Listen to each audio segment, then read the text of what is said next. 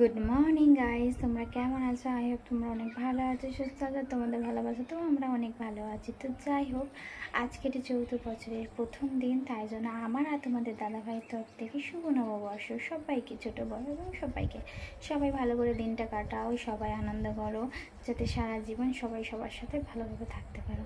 তো যাই হোক, আর বেশি বক বক করবো না। তো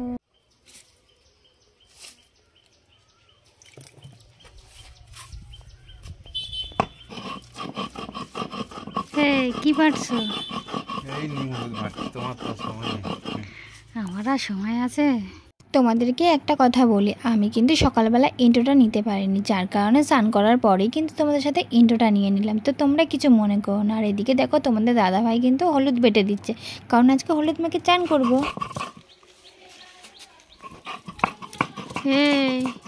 কি বাটা হচ্ছে? এবার হলুদ তখন নিম বেটেছে। এই যে গাইস, নিম বাটা হয়ে গেছে। আর এখন তোমাদের দাদাভাই হলুদ বাড়ছে, কারণ আমার সময় হয়ে ওঠেনি, আমি ওদিকে রান্না করছিলাম, তাই জন্য তোমাদের দাদাভাই হলুদ বেটে দিচ্ছে। তো চলো, পুরো ভিডিওটা দেখতে থাকো তোমরা।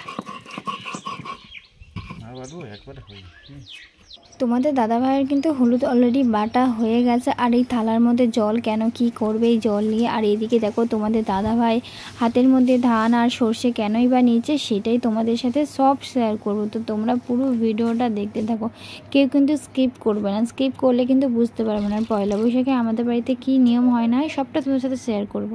আর এদিকে দেখো, আমার কিন্তু অলরেডি আজকে রান্না হয়ে গেছে। মাছের ঝোল করেছি, আর এদিকে শাক ভাজা করবো বলে শাক কাটছিলাম, আর ওদিকে আমার উচ্ছে আলু ভাজা হয়ে গেছে।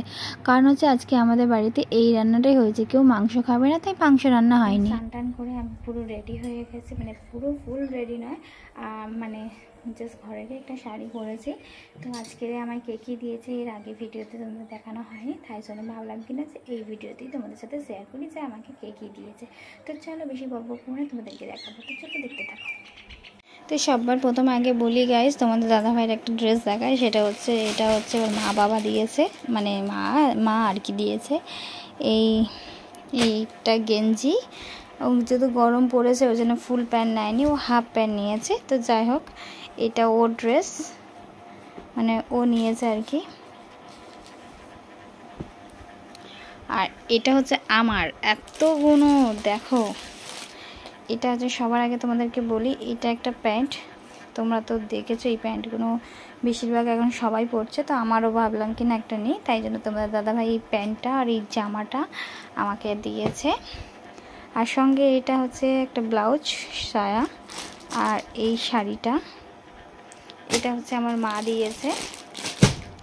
আর এটা আমার শাশুড়ি মা দিয়েছে, এই একটা সায়া আর এই হচ্ছে শাড়ি।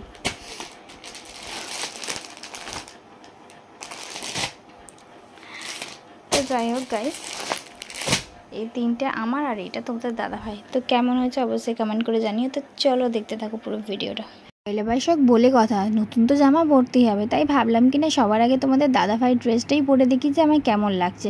আর এদিকে কিন্তু আমি দেখো অলরেডি ড্রেস পরে নিয়েছি, আর ছোটো ছোটো ক্লিপগুলো মাথায় লাগিয়ে নিয়েছি।